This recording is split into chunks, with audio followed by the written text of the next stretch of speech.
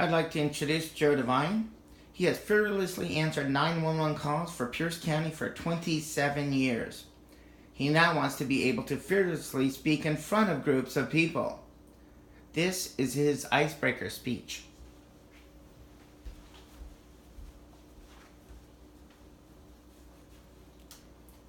Thank you, Madam Toastmaster. Good morning, Toastmasters, honored guests. I'm excited to share a little bit about myself this morning.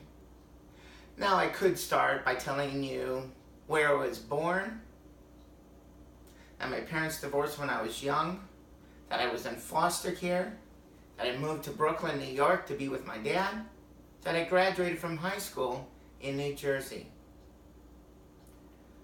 But you really wouldn't know me until you know how important coaching has been in my life. So let me explain. I was placed in foster care when I was about 8 or 9. My foster brother was on a baseball team. I was allowed to try out. I made the team. This is the first time that I remember playing baseball, but I loved it and learned quickly. But the coach didn't know me, so at the beginning of the season, I started riding the bench for the first 2 games. But we lost badly.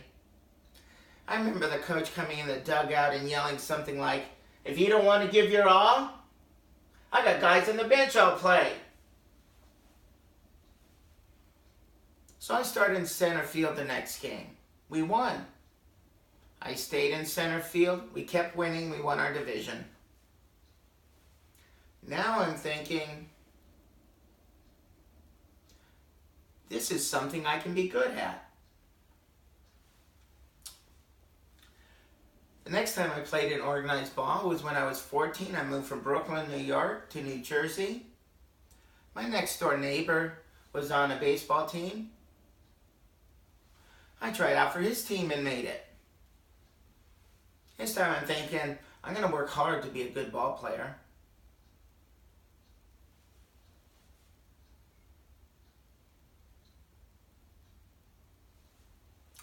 But the coach didn't know me. And I ended up starting the season riding the bench again.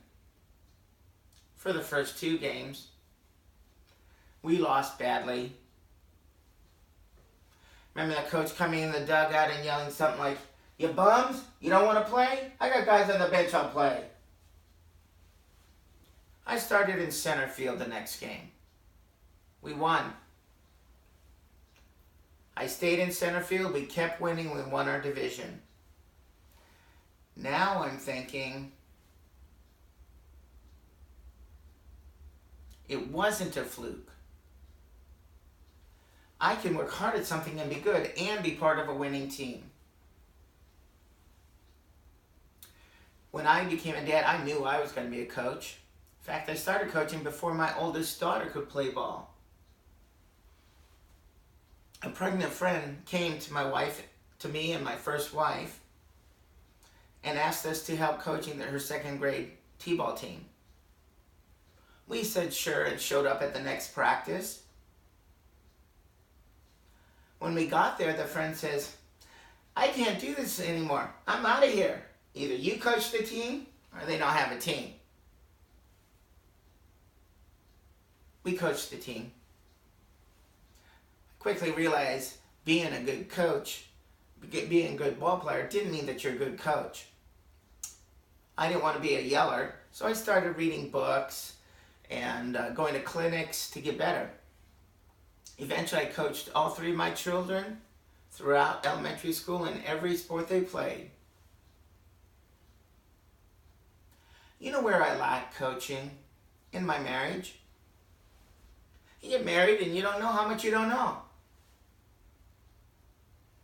My parents' marriages weren't good role models, so when I got in trouble, I didn't know how to handle it. In fact, I handled it pretty badly. My lack of knowledge and my inability to love my first wife the way she needed and deserved resulted in our divorce.